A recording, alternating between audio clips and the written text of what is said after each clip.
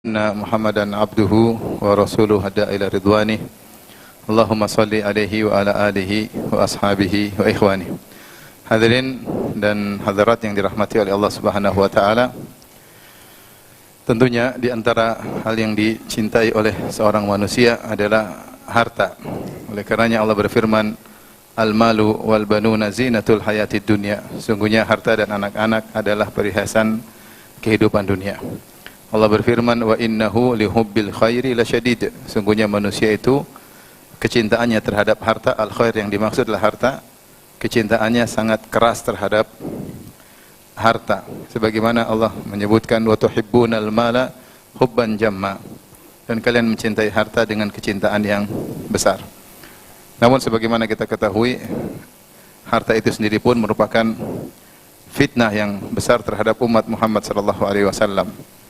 Dalam suatu hadis Rasulullah SAW bersabda, "Mal fakhra akhsha alaikum, walakin akhsha alaikum an tubsata lakumud dunya kama alaikumud dunya kama busitat ala man kana qablakum fatanafasuha kama tanafasuha fatuhlikukum kama ahlakathum." Bukanlah kemiskinan aku khawatirkan menimpa kalian, tetapi aku khawatirkan jika dibukakan dunia bagi kalian sebagaimana telah dibukakan atas umat-umat sebelum kalian, maka kalian pun berlomba-lomba, berbanyak-banyakan tentang dunia sebagaimana mereka dahulu juga telah berlomba-lomba, maka akhirnya dunia membinasakan kalian sebagaimana telah membinasakan mereka dahulu. Oleh karenanya Rasulullah SAW mengatakan, "Inna likulli ummatin fitnah wa fitnah ummati al-mal." Atau kama qala Nabi sallallahu alaihi wasallam, setiap umat ada fitnahnya dan fitnah umat ini adalah harta. Kita sedang berbicara tentang bagaimana membuka pintu-pintu rezeki dengan amalan-amalan sunnah. Tapi saya kasih mukadimah untuk mengingatkan bahwasanya harta memang kita cintai, tetapi harta juga merupakan fitnah. Jika seorang tidak pandai menggunakan harta, maka dia semakin berat di akhirat kelak, ya. Oleh karena di antara doa Nabi sallallahu alaihi wasallam, Allahumma rzuq ala Muhammadin qutan. Ya Allah, berikanlah rezeki kepada keluarga Muhammad, yaitu kepada istri-istriku, kepada putri-putriku, qutan, yaitu kafaf, secukupnya. Tidak kekurangan sehingga harus minta-minta kepada orang lain, dan tidak berlebih-lebihan sehingga ada harta yang tidak dipakai. Oleh karena demikianlah kondisi kehidupan Nabi sallallahu alaihi wasallam. Rasulullah SAW jika melebihi mendapat harta yang banyak, maka dia segera sedekahkan sehingga hanya tersisa sedikit di rumahnya, bahkan terkadang kekurangan. Oleh karenanya meskipun kita semua berusaha dibukakan pintu-pintu rezeki, tapi kita tetap waspada. Jika dibukakan rezeki, maka rezeki tersebut kita ingin rezeki yang berkah. Rezeki yang berkah, rezeki yang membuat seorang semakin taat kepada Allah Subhanahu wa taala. Bukan rizki yang istidraj, yang ditambah rizki tapi semakin menjauhkan seorang dari Allah Subhanahu wa taala. Betapa banyak orang diberikan rizki namun semakin jarang salat malam, semakin kurang baca Al-Qur'an, semakin habis waktunya untuk melihat Instagram, medsos dan yang lainnya, melihat perkembangan dunia, barang-barang mewah, ya, semakin jauh dari Allah Subhanahu wa ta'ala. Orientasinya di kepalanya bukan lagi akhirat, tapi duniawi. Rezeki yang seperti ini hanyalah istidraj yang menjauhkan seorang semakin jauh dari Allah Subhanahu wa ta'ala. Oleh karenanya maksud saya untuk menyampaikan hal ini agar ketika kita pun berniat mau dapat rezeki, hendaknya kita niatkan karena Allah. Bahwasanya jika saya dapat rezeki, maka saya gunakan untuk beramal saleh. Saya gunakan untuk beramal saleh sebagaimana nasihat Nabi sallallahu alaihi wasallam kepada Amr bin As radhiyallahu taala anhu. Beliau berkata, "Ni'ma al-malus salih lirrajulus salih." Sungguhnya sebaik-baik harta yang baik lirrajulis salih, jika dimiliki oleh seorang lelaki yang saleh. Sehingga harta tersebut digunakan untuk akhiratnya, untuk sedekah, untuk membantu dakwah, untuk bangun masjid, untuk memberi bantuan kepada fakir miskin, untuk haji, untuk umrah, untuk bersilaturahmi. Kita ingin rezeki yang seperti itu, ya. Jangan kita sejak awal mencari rezeki kita hanya ingin untuk duniawi, maka hanya merugikan kita, Karena kalau kita mencari rezeki hanya sekedar gagah-gagahan, sekedar bangga-banggaan, sekedar semakin banyak harta, maka hanya menambah beban kita di akhirat kelak. Hisab semakin panjang. Taib. Maka pada kesempatan kali ini kita akan bahas amalan-amalan sunnah yang merupakan kunci-kunci rezeki. Tentunya berusaha mencari rezeki dengan sebab duniawi itu diperintahkan oleh syariat. Ya. Allah berfirman, "Huwallazi ja'ala lakumul arda dzalula famshu fi manakibiha wa kulu min rizqihi." Dialah Allah yang telah menjadikan bumi dzalul, yaitu ditundukkan untuk kalian sehingga mudah dipijaki, mudah dilewati, gunung mudah didaki. Makanya Allah mengatakan famshu fi manakibiha. Berjalanlah di manakib. Manakib itu tempat-tempat al-awali, tempat-tempat yang tinggi. Sebagian ahli tafsir mengatakan maksudnya gunung. Artinya kalau kau harus mencari rezeki, harus mendaki gunung, lakukanlah. Yaitu menunjukkan keseriusan dalam mencari apa? Rezeki. Famshu fi manakib. Cari rezeki meskipun harus pergi ke tempat yang tinggi, yang gunung. Ya, wa kulu min rizqi. Makanlah dari rezeki Allah, namun ingat wa ilaihin nusyur. Kepada Allah kalian akan dikembalikan. Artinya ketika mencari rezeki, orientasi kalian hendaknya apa? Akhirat. Jangan lupa diri. Ya, punya rezeki banyak, lupa diri, karena ingat kepada Allah kalian akan dikembalikan. Demikian juga Allah berfirman, "Wa idza qudiyatis salatu fantashiru fil ardi wabtaghu min fadlillah wadhkurullaha katsiran la'allakum tuflihun." Kata Allah Subhanahu wa taala, jika setelah selesai salat Jumat, fantashiru fil ard, bertebarlah kalian di atas muka bumi. Ya. Wabtaghu min fadlillah, carilah karunia Allah, itu cari rezeki. Kemudian wadhkurullaha katsiran, tapi jangan lupa seringlah banyak mengingat Allah ketika mencari rezeki. Ya. La'allakum tuflihun, semoga kalian beruntung. Ini menunjukkan bahwasanya seorang ketika mencari rezeki jangan lupa orientasinya akhirat. Sambil mencari rezeki jangan lupa berzikir kepada Allah Subhanahu wa taala. Karena kalau kita tidak menjadikan orientasi kita akhirat, orientasi dunia, kita tidak akan pernah puas, tidak pernah akan qanaah mencari rezeki, dan kemudian habis usaha kita, keringat kita bercucuran, otak kita lelah untuk cari dunia saja, dan itu semakin membuat kita berat di akhirat. Maka perlu diingat, kita cari rezeki ya adalah untuk digunakan untuk akhirat kita. Makanya Allah berfirman, "Wabtaghi fima ataqallahu ad-daral akhirata wa la tansa nasibaka minad dunya." Wabtaghi, carilah, perhatikan ayat ini. Wabtaghi fima ataqallah, carilah pada apa yang Allah berikan kepada engkau berupa dunia. Carilah akhirat, darul akhirah. Jadi apa yang Allah berikan kepadamu, gunakanlah untuk mencari apa? Akhirat. Wala tansa nasibaka minad dunya, tidak mengapa, jangan lupakan bagianmu dari dunia. Tidak apa-apa bersenang-senang, tidak apa-apa berjalan-jalan, tidak apa-apa. Tapi ingat, gunakan, optimalkan apa yang Allah berikan kepadamu untuk apa? Akhiratmu. Jadi ini poin yang saya sampaikan di awal, siapapun kita bekerja, jadikan niat kita kerja, kalau saya dapat rezeki adalah untuk apa? Akhirat saya. Sehingga ketika kita mencari kerja pun orientasi adalah akhirat. Jadi saya bilang ada sebagian kawan-kawan, Masya Allah, pergi pagi pulang sore, pergi pagi pulang sore, kemudian punya usaha yang banyak pegawainya sampai ribuan. Kalau dia orientasinya tidak akhirat, dia capek, letih, lelah. Dia pun triliuner, dia pun apa yang mau dia lakukan dengan harta yang sebanyak itu? Coba kalau ente punya uang 1 triliun, satunya punya uang cuma 1 miliar, beda-beda tipis nggak? Tipis. Makan sama, makan ya. Mungkin dia piringnya piring perak, ente piring kayu. Tapi makan sama-sama 1 piring. Bahkan antum yang gemuk 2 piring, dia cuma 1 piring. Yang mungkin yang penghasilannya mungkin cuma sebulan 10 juta, mungkin lebih nyaman. Dia makan si kaya, yang triliunan mungkin milih-milih. Ini kolesterol, ini asam urat, sehingga dia makannya milah-milih. Yang si miskin makan sembarang, gorengan dia makan, tahu-tahu mati, masuk surga.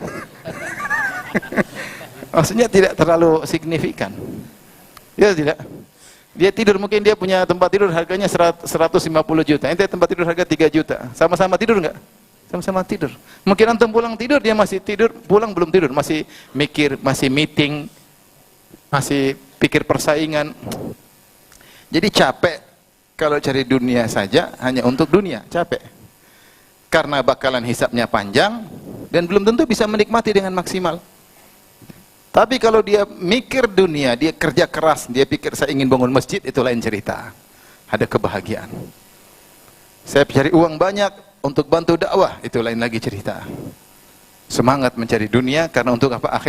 Akhiratnya. Allah berikan saya kesempatan, kemampuan mencari rezeki, saya gunakan untuk akhirat. Dan Allah puji, Nabi muji. Bukankah kaum muhajirin yang miskin datang mengeluh kepada Nabi karena kaum Ansor yang kaya? Mereka berkata, ya Rasulullah, dhahaba ahlud duthuri bil ujuri.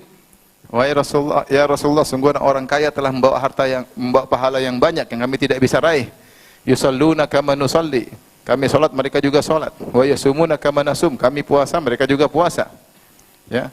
Yang masalahnya, wa yatasaddaquna bi fudli amwalihim. Mereka bersedekah dengan harta mereka yang berlebihan, kami tidak bisa.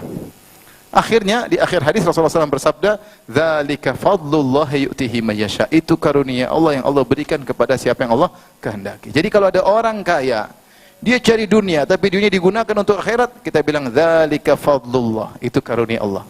Tidak semua orang Allah kasih. Banyak orang cari dunia bukan untuk akhirat, untuk dunia. Untuk dunia.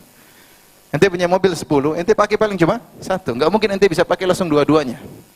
Kecuali ente di tengah. 1 pakai 1. Ente punya rumah 10, ente pakai cuma apa? 1. Ya, akhi, beda-beda tipis. Beda-beda tipis. Benar, kalau sudah kaya, terus kaya sekali, tidak signifikan. Saya sering sampaikan hal ini. Ente punya mobil, contoh misalnya Innova, terus ente ganti dengan Lexus. Benar, ada bedanya, tapi tidak signifikan. Sama-sama naik apa? Mobil. Kecuali ente tadi punya motor, pindah ke mobil, signifikan. Ya tidak. Tapi kalau sama-sama mobil, enggak signifikan. Dia punya rumah sudah besar, ente ganti lagi dengan lebih besar, tidak signifikan. Biasa-biasa aja. Sudah kaya ya. Yang signifikan kalau miskin jadi kaya. Mau saya, ya, kalau capek hanya kumpulin kerja keras, habis-habisan, banting tulang, dibanting orang ya, untuk cari harta hanya untuk dunia, hanya menyusahkan kita di dunia, susah, banyak yang mau dipikir, di akhirat hisabnya apa? Panjang. Maka tadi Allah mengatakan, silakan famshu fi manakibiha, naiklah sampai ke gunung kalau perlu mencari harta. Tapi wa ilaihin nusyur, ingat kepada Allah kalian akan dikembalikan. Ya, fantashiru fil ard, bertebaran di muka bumi, cari rezeki, tapi ingat wazkurullaha katsiran. Zikirlah kepada Allah yang banyak agar orientasi kamu itu akhirat. Ya. Maksud saya bawa ini mukadimah semua supaya jangan terlalu pikirannya rezeki oke, rezeki Allah kasih. Tapi yang penting gunakan untuk apa rezeki tersebut. Betapa banyak orang rezekinya banyak tapi tidak berkah. Tapi tidak berkah. Baik. Karenanya kita mulai apa amalan-amalan sunnah yang bisa mendatangkan rezeki. Kita berharap rezeki tersebut rezeki yang berkah, bukan rezeki yang istidraj. Sebagian orang ditambah rezeki, mulai pembicaraannya berubah. Saya tidak bicara orang awam, orang ngaji. Tadinya bicara ini, mana pengajian, sekarang bicaranya, ini mobil baru, ini tas baru, apalagi ibu-ibu, ini dompet baru. Bicara duniawi. Bicara duniawi. Ada produk baru, ada ini baru, ngomongannya mulai apa? Dunia. Padahal orang ngaji. Allah tambahkan rezeki, ternyata pembicaraannya tentang apa? Dunia melulu. Nah, ini tanda istidraj. Segera perbaiki diri, segera evaluasi diri. Kita tidak ingin rezeki yang asal rezeki aja, kita ingin rezeki yang berkah. Rezeki yang berkah yang kita dengan istri kita, orientasinya adalah akhirat. Pembicaraan kita sama istri, gimana kita belikan mama apa ini? Kita belikan adik, gimana iparmu, bagaimana tetangga, kita mau kasih apa? Kita membuat acara makan-makan buat tetangga, itu yang kita pikirkan, akhirat. Ya. Bukan mobil baru, ini baru, ini baru, ini baru. Apalagi sebagian wanita, kalau duitnya, suami punya duit sedikit, ganti kulkas baru. Ganti lagi kasur baru. Ganti baru, lama-lama ganti istri baru. Bercanda ibu-ibu.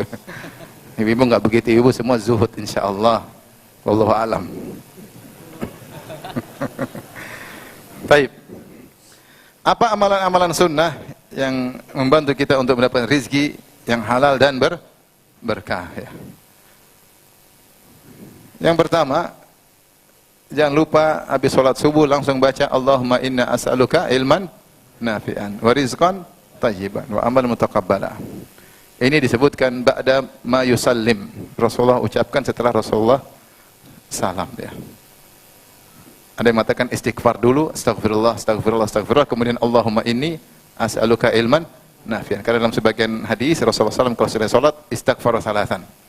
Berarti kita mengedepankan istighfar, baru kita baca Allahumma inni as'aluka ilman nafi'an wa rizqan thayyiban wa amal mutaqabbala. Sungguh indah kita buka hari kita dengan minta rizki yang tayyib, rizki yang berkah, bukan rizki yang banyak namun istidraj. Dan berdoa kepada Allah Subhanahu wa taala. Allahumma rzuqni, ya Allah, berilah rezeki kepadaku. Ya Razzaq, berdoa kepada Allah. Wahai Sang Maha Pemberi rezeki, berilah rezeki kepadaku. Taib. Yang berikutnya, pastikan kita terapkan doa kita tersebut. Kita berusaha mencari rezeki yang halal. Agar rezeki kita thayyib. Yang haram tinggalkan. Yang syubhat jauhi.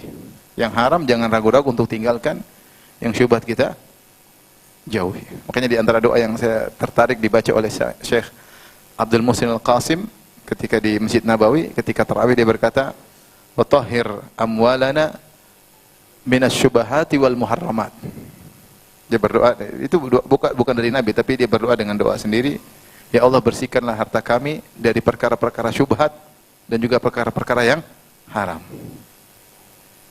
Haram jelas musibah bagi kita di akhirat kelak. Syubhat mungkin kita tidak siap untuk dihisab dengan perkara-perkara yang syubhat. Maka berdoa kepada Allah. Kaidah menyatakan kamu dengan cara halal atau dengan cara haram hasilnya sama. Kalau kamu seandainya bisa mencari harta dengan cara haram dapat 100 juta, seandainya kau tinggalkan cara haram tersebut, kau menempuh cara halal sama juga 100 juta. Dalilnya dalam satu hadis Rasulullah SAW berkata, Inna ruhal qudus nafatha fi ra'i anna nafsan lan tamuta hatta tastakmila rizqaha.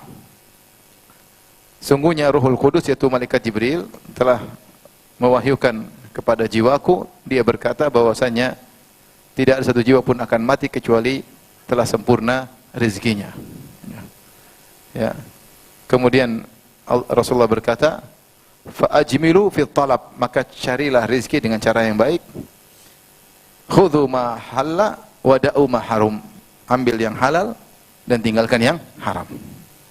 Artinya kau pakai cara apapun, kau ambil yang haram tinggalkan yang halal hasilnya sama. Kau ambil yang halal tinggalkan yang haram juga hasilnya apa? Sama. Makanya disebutkan sekedar kisah, tapi saya belum menemukan sanadnya. Sekedar ilustrasi, bahwasanya ada seorang sahabat kalau tidak salah Ali bin Abi Thalib ingin masuk ke sebuah pasar atau sebuah masjid, kemudian dia titipkan kudanya atau untanya kepada seseorang. Dan dia titipkan dan dia niat untuk beri sedekah kepada orang ini. Ternyata orang tersebut mencuri pelana Ali bin Abi Thalib. Ketika Ali bin Abi Thalib balik, orang itu pergi dan pelananya hilang. Maka dia menyuruh seorang lain untuk beli pelana baru. Akhirnya orang beli pelana baru, ternyata dijual di pasar dengan harga 2 dinar atau berapa. Setelah dibeli, bawalah ke Ali bin Abi Thalib. Kata Ali bin Abi Thalib, subhanallah, ini pelana saya yang tadi. Saya ingin memberi dia tadi sedekah 2 dinar, tapi dia enggan. Akhirnya dia curi, dia juga tetap dapat 2 dinar, tapi dengan cara yang haram. Maksudnya gambaran, maksudnya kau dengan cara halal, cara haram maksudnya sama. Jadi kalau ada yang haram jangan terpedaya. Insyaallah Allah ganti dengan cara yang lain. Dengan cara yang halal. Dengan cara yang halal. Jadi kalau kita sudah berdoa, Allahumma inna as'aluka ilman nafi'an wa rizqan thayyiban, ya Allah, aku mohon kepada rezeki yang baik, maka kita komitmen. Komitmen. Rezeki sama kok. Enggak usah ragu-ragu bilang haram-haram, tinggalkan. Orang dapat untung banyak, kamu enggak usah sedih. Nanti hasilnya sama. Dia untung banyak, nanti sakit, anaknya narkoba, ini dikeluar duit banyak, hasilnya sama nanti. Jangan khawatir. Semua orang kadang kalau lihat harta yang haram tutup mata, yang penting saya ambil dulu, kapan lagi kesempatan, tinggal istighfar kepada Allah. Seperti itu setan. urusan belakangan, yang penting di tangan terlebih dahulu, maka hati-hati. Taib. Berikutnya, agar mudah mendapatkan rezeki, tawakal disempurnakan. Tawakal disempurnakan. Kita tetap ikhtiar, tetapi terkadang tawakal kita kurang. Tawakal kepada Sang Maha Pemberi rezeki. Kalau ingin rezekinya dimudahkan, bertawakal yang benar kepada Sang Maha Pemberi rezeki. Kata Allah, "Wa may yatawakkal 'ala Allahi fahuwa hasbuh." Siapa yang bertawakal kepada Allah, maka cukuplah Allah baginya. Tentu tetap berikhtiar. Makanya Rasulullah SAW bersabda, "Lau annakum tatawakkaluna 'ala Allahi haqqa tawakkulih, la razaqakum kama yarzuqut tayr, taqdu khimasan wa taruhu bitana." Kalau seandainya kalian bertawakal kepada Allah dengan haqqa tawakkulih, tawakal yang sesungguhnya, niscaya Allah akan berikan rizki kepada kalian sebagaimana Allah beri rizki kepada burung. Burung pergi di pagi hari, khimasan, perutnya kosong, kemudian dia balik dalam kondisi perutnya kenyang. Artinya apa? Ibn Rajab Al-Hambali menyebutkan tawakal yang kuat dengan ikhtiar yang sebisanya, mungkin tidak bisa semaksimal mungkin, mudah mendatangkan rizki. Lihatlah burung, kemampuan dia untuk mencari rizki terbatas. Dia hanya mengandalkan instingnya. Dia tidak cerdik seperti manusia. Manusia, Masya Allah, akalnya banyak. Ada akal yang baik, ada akal bulus. Bisa gini, begini, cara begini, banyak. Tapi burung dengan kemampuan yang terbatas, ternyata Allah berikan dia apa? Rizki yang cukup. Kenapa? Tawakalnya benar. Tawakalnya benar. Makanya dalam hadis dalam Sahih Muslim, Rasulullah SAW berkata, "Yadkhulul jannata aqwamun afidatuhum ka afidati thair." Masuk ke dalam surga sekelompok kaum yang hati mereka seperti hati burung. Sebenarnya menafsirkan, yaitu mereka tawakalnya seperti tawakal burung. Menyerahkan urusan kepada Allah Subhanahu wa taala. Maka seorang ketika mencari rezeki, dia berikhtiar. Ya. Tapi jangan terlalu ngoyo, jangan sampai sehari 25 jam, jangan. Maksudnya maksimal, tapi jangan sampai berlebihan. Yang penting tawakalnya apa? Benar. Karena Allah telah menjamin, "Mama yatawakkal Allah fa huwa hasbuh." Siapa bertawakal kepada Allah, maka cukuplah Allah baginya. Makanya Allah berfirman, "Fabtagu indallahi rizqa." Kata Allah, carilah di sisi Allah rizki. Seharusnya kalau susunan bahasa, harusnya fabtagur rizqa indallah. Carilah rizki di sisi Allah. Bahasa Indonesia kan begitu kan?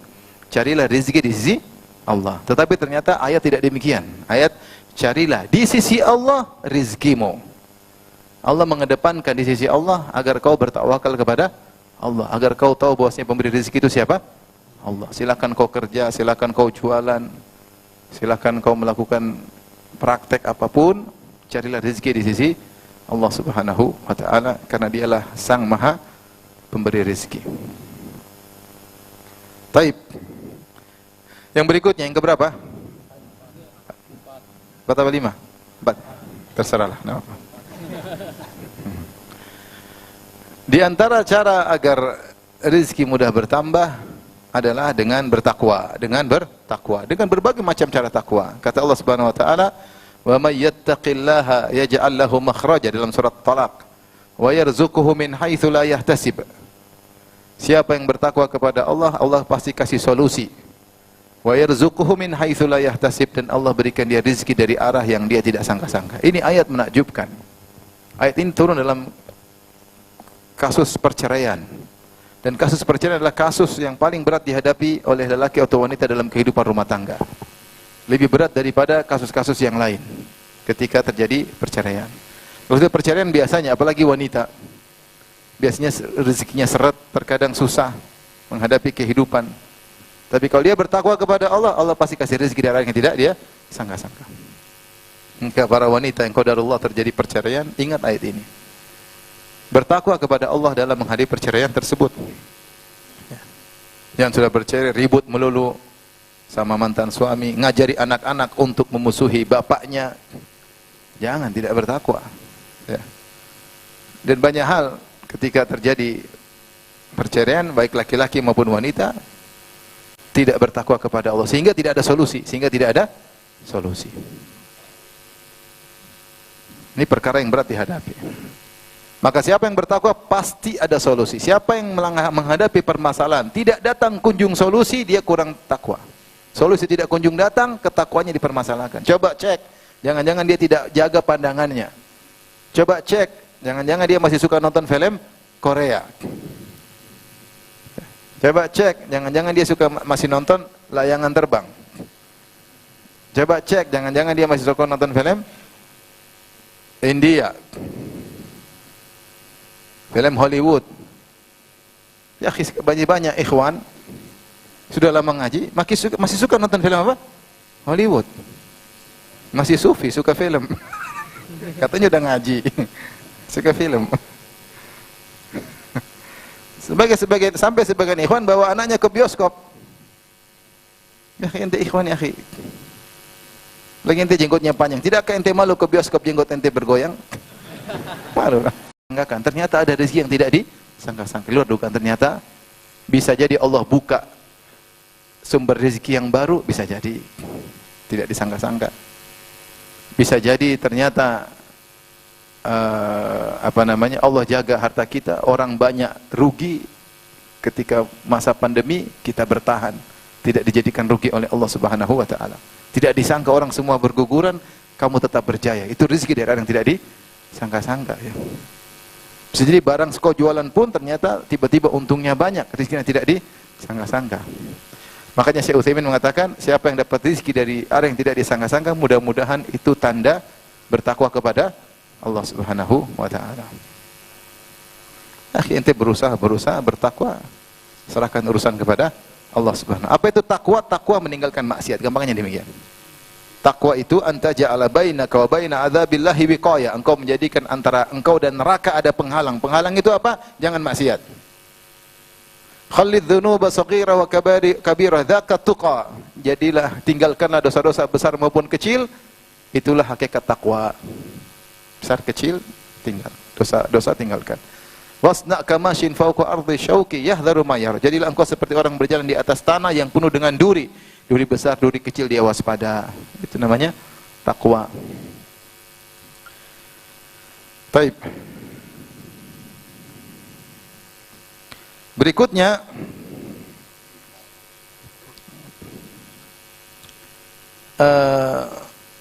membantu mengayomi orang-orang susah, membantu mengayomi orang-orang susah. Terlebih lagi kalau itu kerabat susah. Dalam satu hadis, anna akhawain ala ahdi Nabi sallallahu alaihi wasallam kana yahtarifu ahaduhuma wal akhar yalzamun Nabiy sallallahu alaihi wasallam. Ada dua orang saling bersaudara di zaman Nabi sallallahu alaihi wasallam. Yang salah satunya bekerja, yang satunya tidak bekerja karena melazimi Nabi sallallahu alaihi wasallam menuntut ilmu. Fasyakal muhtarifu akhahu, maka yang bekerja ini dia nanggung biaya saudaranya, dia ngadu kepada Nabi. Ya Nabi, ini saudaraku begini. Maka Nabi SAW berkata, la'allaka turzaqu bihi. Bisa jadi kau lapang rezekimu karena kau ngayomi dia. Bisa jadi kau lapang rezekimu karena kau ngayomi apa? Ngayomi dia. Dalam hadis yang lain, kata Rasulullah SAW, inna lillahi aqwaman yakhtassuhum bin ni'am lima nafi'il ibad. Sungguhnya Allah memiliki kaum-kaum yang Allah khususkan bagi mereka kenikmatan-kenikmatan untuk manfaat para hamba yang lain. Yuqirruha fihim, Allah tetapkan nikmat-nikmat tersebut pada diri mereka, ma bataruha, selama mereka terus berinfak. Fa idza mana'uha naza'ah, kalau mereka mencegah, tidak berikan kepada fakir miskin, maka Allah cabut nikmat-nikmat tersebut. Ini hadis, subhanallah, salah satu makna yang saya terkesan pertama saya ke UIM, Universitas Islam Madinah. Saya ketemu dosen saya, dia berkata ada seorang soleh yang diberikan rezeki mudah oleh Allah Subhanahu wa taala. Setiap dapat rezeki dia bagi-bagi kepada orang yang membutuhkan. Akhirnya ada temannya protes, kamu dapat rezeki bagi-bagi, dapat rezeki bagi-bagi. Maka orang soleh ini menjawab, saya punya kebiasaan terhadap orang-orang miskin dan Allah punya kebiasaan terhadap saya. Kebiasaan saya sering bagi-bagi rezeki kepada orang miskin. Kebiasaan Allah beri rezeki kepada saya. Saya tidak merubah kebiasaan Allah dengan merubah kebiasaan apa? Saya. Jadi kalau antum sudah terbiasa membantu diberi rezeki, antum jangan rubah. Kalau antum tidak mau, Allah ganti kepada yang lain. Ini rezeki buat mereka. Allah memudahkan rezeki dan pasti berlebihan daripada yang ente keluarkan. Pasti berlebihan. Allah kasih lebih. Allah curahkan banyak, ente paling tidak semuanya. Tapi mampir dulu ke antum. Pindah ke orang lain, antum dapat pahala, ya enggak? Kalau antum enggak mau, Allah ganti kepada orang lain. Maka punya perhatian sama orang-orang susah. Apa kata Nabi SAW? Wahal tunsuruna wa turzaquna bidu'afaikum. Tidakkah kalian dimenangkan dan diberi rizki oleh Allah dengan sebab orang-orang miskin di antara kalian? Saya tahu ada orang terkenal kaya raya. Dia punya darul aitam, anak yatim banyak dia tanggung. Mungkin dia meyakini dengan anak yatim itu usahanya jadi sukses. Jadi sukses. Di antara sebabnya dengan perhatikan orang-orang yang curahkanlah hujanmu ke hadikoh si fulan. Persis nama, taruhlah namanya Joni misalnya. Wahai awan, tuangkan hujan ke Pak Joni. Kamu siapa namanya? Joni, ya Allah, benar. Bin siapa? Bin Paimin. Oh sama tadi. Persis. Faqala lahu, orang ini bingung. Ya Abdullah, engkau kenapa nanya-nanya tentang nama saya? Lima tas'aluni an ismi, kenapa kau tanya tentang nama saya? Qala inni sami'tu sautan fi sahabil ladzi hadha ma'uhu. Tadi aku dengar suara dari awan yang dia curahkan ini, airnya dari awan tersebut yang masuk ke kebunmu. Yaqulu iski hadiqata fulan. Aku dengar suara berkata, curahkan hujan ke kebun si fulan, yaitu namamu. Ada apa gerangan sampai Allah utus awan curahkan hujan di kebunmu? Fama tasna'u fiha, apa yang kau lakukan di kebunmu ini? Maka dia cerita. Amma idza qulta hadza, tadinya dia tidak mau cerita. Tapi dia bilang, adapun kau sudah sampaikan hal ini, ya sudah saya cerita. Fa inni anzuru ila ma yakhruju minha. Saya ini ngelihat hasil kebun saya. Fa atasaddaq bi thuluthihi, maka aku bersedekah dengan sepertiga hasilnya. Wa akulu ana wa iyali thuluthan, dan aku dan keluargaku makan sepertiganya. Wa aruddu fiha thuluthahu, sepertiganya lagi aku kembalikan untuk mengolah kebunku lagi. Hadis riwayat Muslim. Subhanallah, sebabnya Allah khususkan rizki untuk dia karena dia dalam riwayat, aku sepertiganya aku berikan kepada fakir miskin, kepada ibnu sabil, kepada orang yang lewat. Dia gunakan untuk orang-orang yang susah. Ini mengingatkan saya tentang kisah seorang syekh cerita, ada yang bermimpi ya tentang, disebutkan dalam mimpinya fulan bin fulan, fulan bin fulan, sampai 3 hari atau berapa hari dia dengar si fulan bin fulan. Maka dia pun mencari orang tersebut, dia cari ke rumahnya, dapat, dia ketuk pintu, dia tanya, kamu siapa namamu? Fulan bin fulan. Subhanallah, sama seperti dalam mimpi. Boleh saya tanya, apa amal solehmu? Kata dia, enggak ada. Kenapa kau tanya gitu? Dia bilang, saya hanya mau tanya, karena saya dalam mimpi 3 kali disebutin namamu. Kau ada apa yang kau lakukan? Penampilan orang biasa-biasa saja. Ini maksudnya cerita modern, cerita zaman sekarang. Kata orang ini, ya kalau kau sudah tanya, maka saya cerita, saya kalau dapat gaji setiap bulan, setengahnya saya kasih tetangga saya yang miskin, janda atau apa, atau punya anak yatim. Setiap saya dapat gaji, saya potong setengahnya, saya kasih orang-orang miskin. Subhanallah ya. Jadi ikhwan dan akhwat yang rahmati Allah Subhanahu wa taala, berusaha mengayomi orang-orang miskin. Apalagi orang miskin tersebut ternyata kakakmu, adikmu, tantemu, bibimu, ponakanmu. Jangan ragu-ragu. Niat karena Allah Subhanahu wa taala, pasti ada rezeki Allah kasih. Ingat sabda Nabi, la'allaka turzaqu bihi. Jangan-jangan kau dapat rezeki gara-gara adikmu yang kau ayomi karena dia sedang belajar. Jangan pelit-pelit, kan? Pelit-pelit. Tapi ini yang keberapa? Yang sekarang ke-6. Tapi yang ke-6 adalah menyambung silaturahmi. Ini jelas ya. Ini antara sebab yang kuat yang membuat rezeki orang lancar. Kata Nabi SAW, man ahabba an yubsata lahu fi rizqihi wa yunsa'a fi athari falyasil rahimah. Siapa yang suka dipanjangkan umurnya, dilapangkan rezekinya, maka sambung silaturahmi. Apa sih yang dicita-citakan oleh manusia? yang dicita-citakan yang sangat besar cuma dua. Sehat wal afiat, umur panjang dan rezeki banyak. Gitu tidak? Kenapa orang olahraga? Kenapa tidak berani makan kolesterol? Supaya umur apa? Panjang. Meskipun ada yang nekat. Kenapa ingin umur panjang? Kenapa orang bayar banyak untuk berobat? Supaya tidak cepat mati. Kenapa orang olahraga, pergi ke dokter, minum suplemen, kemudian keluar uang banyak. Kalau sudah namanya kesehatan, orang tidak peduli keluar uang banyak. Yang penting bisa sehat. Kenapa kesehatan, umur panjang itu yang dicari oleh manusia? Yang kedua, apa yang dicari oleh manusia? Uang banyak. Orang ngapain kerja sampai banting tulang? Sampai dibanting orang. Ya. Kenapa? Karena ingin cari apa? Rezeki. Berkelahi sama orang, ribut sama orang, sampai nipu orang. Ngibulin orang ya. Supaya duit banyak. Nah, ini cara Rasulullah ajarin. Umur panjang, rezeki banyak. Nyambung silaturahmi. Antum kalau mulai sakit-sakitan, kelihatannya sebentar lagi tewas. Sambung silaturahmi. Ini kayaknya sebentar lagi lobet. Sudah, ini bahaya ini. Udah sambung silaturahmi. Insyaallah dipanjangkan umurnya oleh Allah Subhanahu wa taala. Yang bilang siapa? Nabi sallallahu alaihi wasallam. Rezeki lagi seret, ini sambung silaturahmi. Cari orang-orang miskin di antara kerabat. Lihat ponakan ada yang perlu bayar SPP enggak? Ada ponakan yang sakit enggak? Cari-cari tahu. Bayarin. Jangan dibiarin. Dibayarin. Bukan dibiarin. Insyaallah rezeki lancar.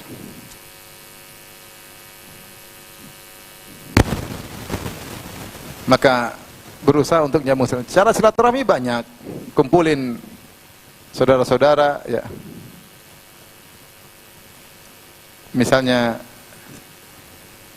ajak makan bareng ya. Terutama ada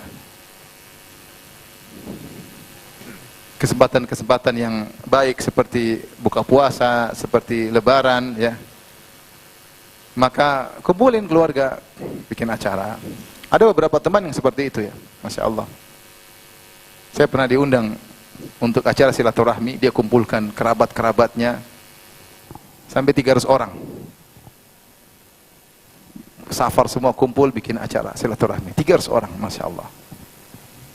Ada kemarin lagi saya hadir juga acara silaturahmi, mungkin tidak sampai 300 ya, cuma mungkin 80-an atau 100, tidak banyak. Tapi ada seperti itu, dia sengaja mengeluarkan uang untuk ngumpulin, nyambung silaturahmi di antara mereka. Itu cara agar panjang umur dan banyak rezeki. Sebagian orang tanya, Ustadz, adik saya Ustadz, minta duit melulu. Saya sudah nasihati dia, minta duit melulu. Ya saya bilang, tugasmu nasihati. Kalau dia malas, dia nggak bisa kerja, ya udah, itu kesempatan Allah kasih cara menjebakmu untuk berbuat baik kepada kerabat. Udah, kalau kau mampu kasih rutin tiap bulan, apa susahnya? Dia masih malas, nasihati, tugasmu nasihati. Kalau dia masih malas, jangan kau tidak kasih. Nasihati terus. Nasihati, tapi bukan berarti kau kemudian tidak kasih dia. Mungkin dia sudah berusaha, mungkin ada urusan, ada udzur tertentu yang kau tidak tahu. Kasih aja tiap bulan.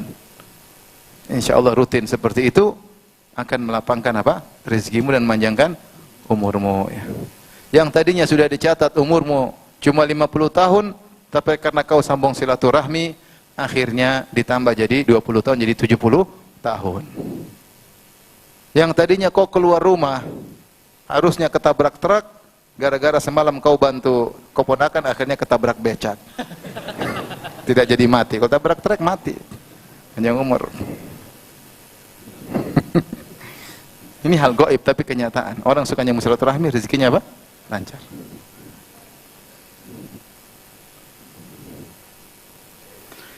Taib, yang berikutnya, yang lebih dahsyat lagi, silaturahmi yang spesial berbakti kepada kedua orang tua.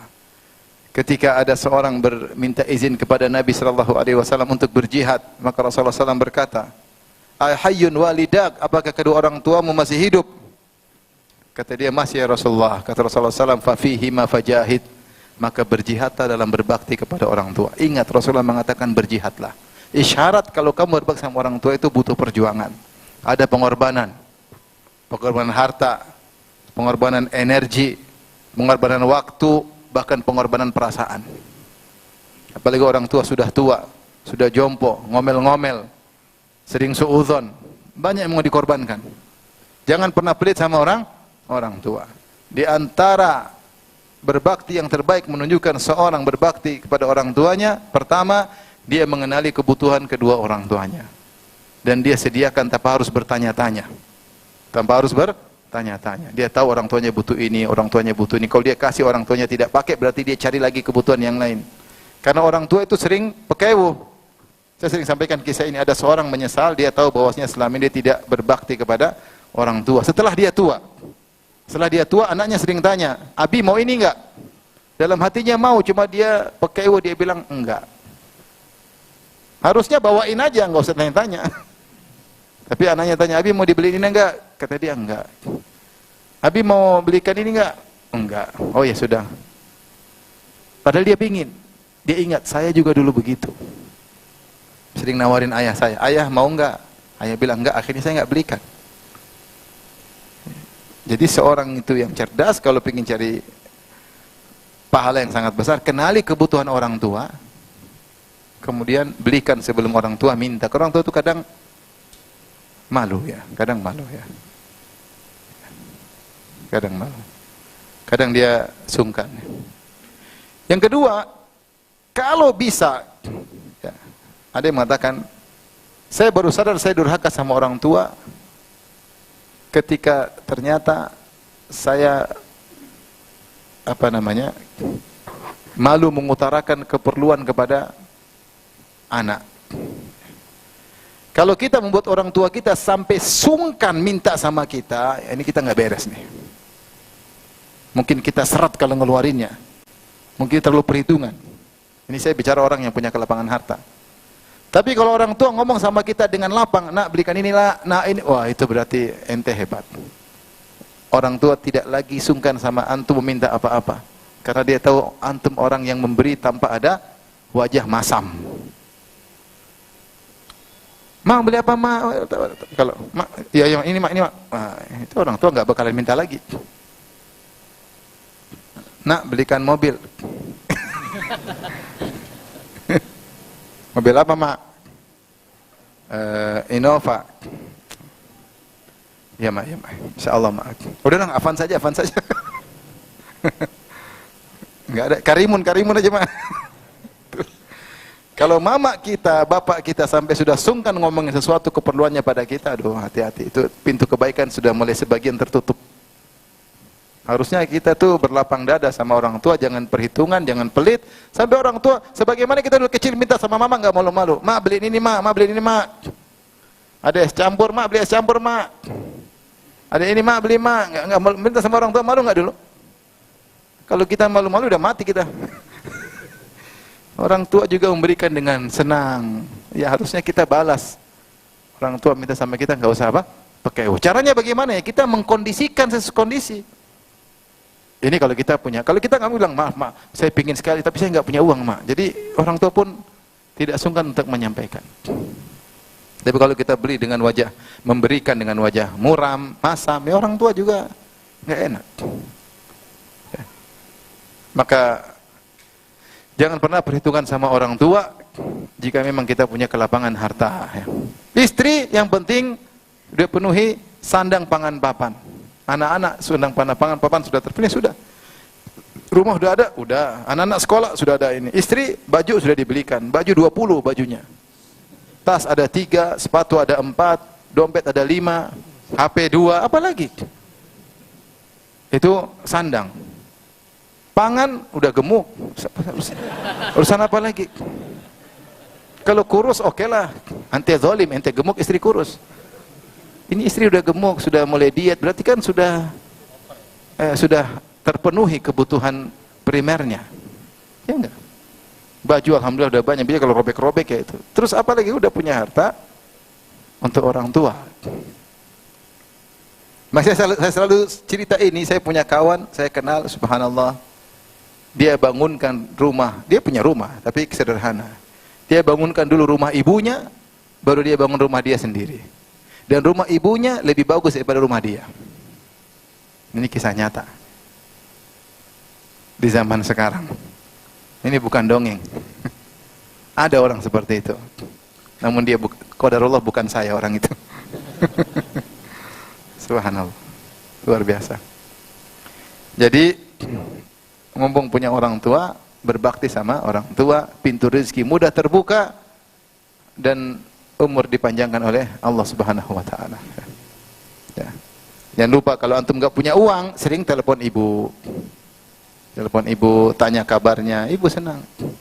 Insyaallah ente telepon ibu, ketawa ke TV, insyaallah jual barang langsung laku. Ya. Lalu ada beberapa tahun yang lalu ada yang mau haji pakai visa furoda. Urusan berat, macet, sudah masuk di kedutaan, nggak keluar, susah ruwet. Sampai udahlah kayaknya nggak bisa, batal. Kita kasih ide, kamu kan punya hubungan dengan pembesar-pembesar negara ini. Kamu teleponlah, suruh tekan itu kedutaan Arab Saudi. Kita kasih masukan. Akhirnya 3 jam berikutnya punya dia tembus. Masya Allah. Kita tanya, kamu telepon siapa? Kata dia, saya telepon mamaku. Mak doain, tembus. Jadi luar biasa ya. Jangan ragu-ragu berbuat baik sama orang tua. Itulah kelapangan rezeki. Dan banyak cerita-cerita. Ya, saya ingin sampaikan bahwasanya jangan kita ragu. Ini janji Rasulullah sallallahu alaihi wasallam. Siapa yang berbakti sama orang tua dimudahkan rezekinya dan dipanjangkan umurnya.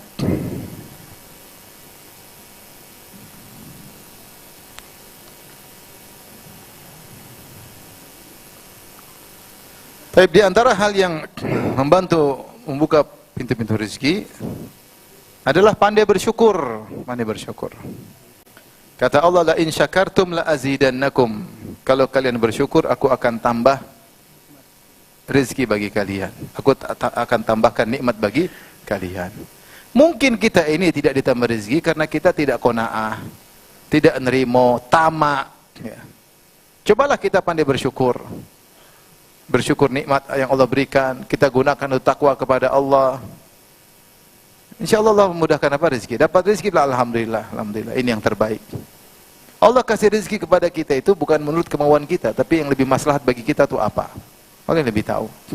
Allah yang lebih tahu. Mungkin kalau Allah kasih kita rezeki banyak di saat sekarang, mungkin kita maksiat, mungkin enggak ngaji lagi, mungkin kita lupa diri. Maka Allah tunda nanti. Ente bersyukur, Allah tambah lagi. Karena kita belum tentu kuat ketika ada rezeki yang banyak. Belum tentu kuat iman kita. Karena harta itu fitnah. Harta itu fitnah. Oleh karenanya, banyak bersyukur kepada Allah Subhanahu wa ta'ala. Ingatkan istri, ingatkan anak-anak. Bilang, istri, ingat nggak dulu 20 tahun lalu bagaimana rumah kita masih kecil, cuma 3x4, belum diplester. Sekarang Masya Allah, rumah kita sudah luas. Ingat gak enggak dulu waktu kita baru awal nikah, kau sangat kurus kerempeng. Sekarang Alhamdulillah kau berbobot. Alhamdulillah. Ingat dulu gak kita bersepedaan ketika itu gak punya motor, sekarang kau punya apa? Motor. Sekarang punya mobil. Jadi dia bersyukur. Kapan kau punya syukur, Allah akan tambah nikmat apa? Tersebut. Ini salah satu cara agar Allah menambah rezeki. Kemudian di antaranya agar bisa menambah rezeki adalah haji dan umrah. Haji dan umrah. Kata Nabi sallallahu alaihi wasallam, "Tabi'u bainal haji wal umrah fa innahuma yanfiyani al-faqr wadh-dhunub kama yanfil kirkhabatal hadid." Sertakanlah haji dan umrah. Kalau habis haji umrah, habis umrah haji. Ya. Karena keduanya akan menghapuskan dosa-dosa dan kefakiran. Sebagaimana alat pandai besi akan menghilangkan karat besi. Oleh karenanya, jika seorang punya rezeki, dia umrah, mungkin dia setahun sekali umrah atau 2 tahun sekali umrah, sungguhnya dia sedang memaintain ekonomi dia, jangan sampai turun. Karena dengan umrah dan haji, dia akan diselamatkan dari kefakiran. Diselamatkan dari kefakiran. Ini bukan saya bilang umrah tiap bulan. Itu gaib yang umroh tiap bulan. Maksudnya umroh setahun sekali, 2 tahun sekali. Adalah waktu rezeki untuk umroh. Karena itu diantara maintenance agar ekonomi kita tidak jatuh. Ya, caranya dengan haji dan umroh. Kemudian diantaranya menikah. Menikah menambah apa? Rezeki.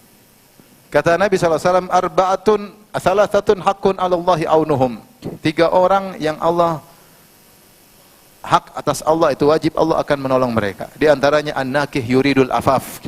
Seorang yang menikah berniat untuk menjaga harga dirinya. Ini pasti dibantu oleh Allah Subhanahu wa taala. Dalam Al-Qur'an Allah berfirman, "Iyakunu fuqara yughnihimullahu min fadlih." Nikahkanlah mereka. Kalau mereka miskin, Allah akan mencukupkan mereka. Sehingga perkataan sebagian salaf, ya, utlubul ghina fin nikah. Carilah kecukupan dengan menikah. Dan ini kenyataan. Antumlah coba sebelum nikah kayak apa dulu? Ya. Kurus kerempeng kan? Iya enggak? Sekarang Masya Allah subur setelah menikah. Dulu enggak punya motor, sekarang punya mobil. Dulu ngontrak rumah, sekarang punya rumah. Kapan setelah apa? Menikah. Semakin tambah banyak anak, semakin tambah apa? Rezeki. Paham? Cukup sampai di situ. Jadi orang-orang yang jomblo-jomblo, yang miskin-miskin, kalau mereka bertahan jomblo kadang-kadang miskin melulu. Uang habis entah kemana. Supaya kaya, nikah. Karena tambah anak, tambah rezeki. Makanya di antara Allah mencela orang-orang musyrikin, mereka dahulu membunuh anak-anak mereka karena takut tidak bisa kasih rezeki.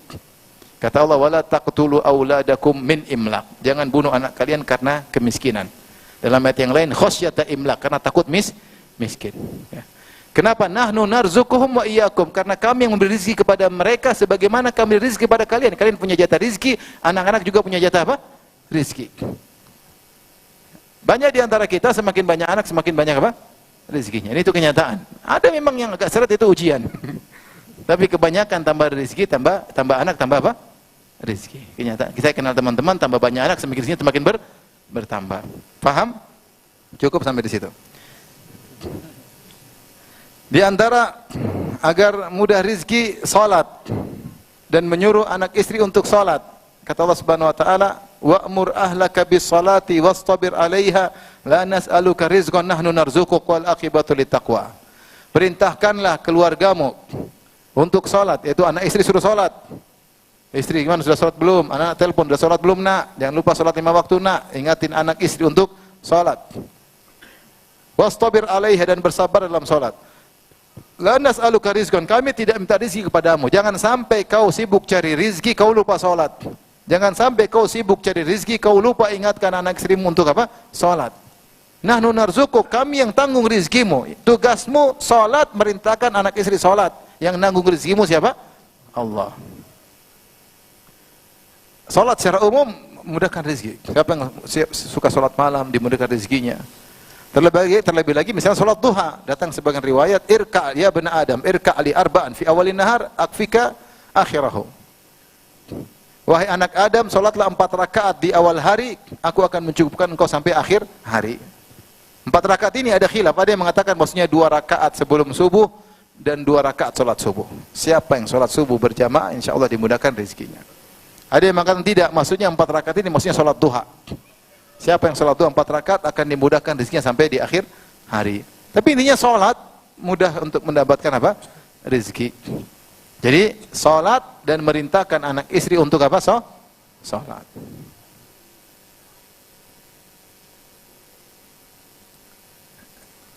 Di antaranya istighfar. Istighfar juga menambah rezeki. Banyak rezeki yang seret, macet gara-gara dosa-dosa. Dalam hadis meskipun dhaif dikatakan innal abda la yuhramul rizq minadz-dzambi alladhi yusibuhu. Hadisnya dhaif secara sanad. Tapi maknanya sering disebut oleh para ulama. Sungguhnya seorang hamba dihalangi dari rizki gara-gara dosa yang dia lakukan. Tapi secara umum maknanya benar, karena di antara penghalang rizki adalah dosa-dosa. Makanya Nabi Nuh berkata kepada kaumnya, Faqultu astaghfiru rabbakum innahu kana ghaffara yursilis samaa 'alaikum midrara wa yumdidukum bi amwalin wa banin wa ja'alakum jannatin wa ja'alakum anhara. Aku berkata kepada mereka, istaghfir rabbakum, istighfarlah kepada Rabb kalian. Niscaya Allah akan turunkan hujan berkah, karena itu musim kemarau ketika itu zaman Nabi Nuh. Yursilis samaa 'alaikum midrara, hujan yang deras, hujan berkah. Tapi karena mereka tidak istighfar, Allah turunkan hujan azab. Hujan juga, tapi hujan apa? Azab, sehingga menenggelamkan mereka. Seandainya mereka beristighfar, yang turun bukan hujan azab, tapi hujan berkah. Yursilis samaa 'alaikum midrara wa yumdidukum bi amwalin wa banin. Allah akan menambahkan rezeki kalian dan anak-anak. Wa yaj'alakum jannatin wa yaj'alakum anhara. Ini tanah yang tandus ini Allah akan jadikan kebun-kebun dan Allah akan alirkan sungai-sungai. Itu urusan mudah bagi Allah. Yang penting kalian beristighfar. Maka kalau urusan enggak lancar, banyak istighfar. Astagfirullah, astagfirullah, astagfirullah. Ini maksiat kita banyak. Maksiat mata, maksiat telinga, maksiat lisan. Tiap hari kita maksiat. Yang pegang HP, nonton YouTube pasti maksiat. Apalagi YouTube-nya bukan premium. Iklan-iklan. Nonton kajian ustadz, keluarnya apa? Iklan cewek lebih menarik daripada ustadznya. Nonton berita, pembawa acaranya terbuka jilbabnya, cantik, lebih seksi dari istrinya, terus matanya melotot melihatnya. Maksiat atau bukan? Maksiat.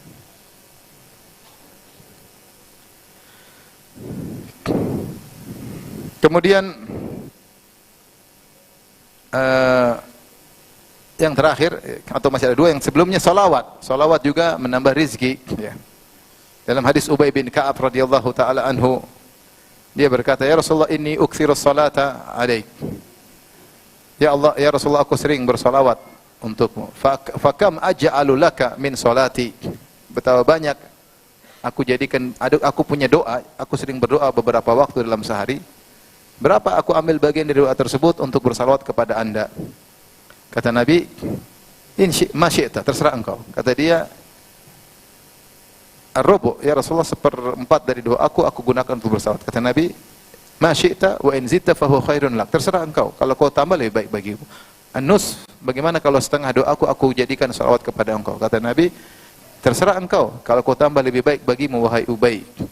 Ubay bin Ka'ab berkata lagi, fasulusan, bagaimana kalau 2/3? Kata Nabi, terserah engkau, kalau kau tambah lebih baik bagimu. Idzan aj'al salati kullaha laka. Kalau gitu aku jadikan doaku untuk salawat seluruhnya kepada Anda. Apa kata Nabi sallallahu alaihi wasallam? Idzan tukfa hammak wa yurzaqu lak. Ya. Ya. Kalau begitu engkau akan diberi rezeki dan engkau akan dimudahkan urusanmu. Engkau akan dimudahkan apa? Urusan. Ham itu perkara yang ditawarkan di masa depan, ya. Bukan, kata Rasulullah SAW, tukfa hammak wa yughfar laka dzambak. Tukfa hammak wa yughfar laka dzambuk, ya. Kalau begitu urusanmu akan dicukupkan oleh Allah dan akan diampuni dosa-dosamu, ya. Alham adalah perkara yang mengkhawatirkan kita di kemudian hari. Di antara ham yang menggelisahkan kita urusan rezeki. Nanti gimana depan, besok gimana bayar sekolah, besok gimana bayar listrik, ini ham. Kalau kita sering bersolawat, jangan lupa bersolawat kepada Nabi sallallahu alaihi wasallam, mudah. Atau Allah salawat Ibrahim, terutama hari Jumat, Allahumma sholli ala Muhammad wa ali Muhammad kama shallaita ala Ibrahim innaka Hamidum Majid, maka akan dimudahkan urusan kita. Yang terakhir adalah jangan lupa untuk bersedekah secara umum. Bersedekah secara umum. Kata Allah, ya bani Adam, anfiq alaik. Wahai anak Adam, berinfaklah, aku akan berinfak kepadamu. Kata Nabi sallallahu alaihi wasallam, mana qasat sadaqatun min mal. Sedekah tidak akan mengurangi harta. Kenyataan menunjukkan orang yang sering bersedekah semakin ditambah rezekinya. Kenyataan menunjukkan, pengalaman menunjukkan. Tidak usah jauh-jauh orang di dekat sekitar kita saja yang sering bersedekah rezekinya semakin banyak. Bukti, kenyataan menunjukkan orang sering bersedekah rezekinya semakin apa? Semakin banyak. Yang penting dia ikhlas kepada Allah, tidak riya. Wallahu taala alam bisawab. Semoga kita semua diberi rezeki yang baik dan berkah, bukan yang istidraj. Wallahu taala alam bisawab. Kalau ada yang bertanya, saya persilahkan.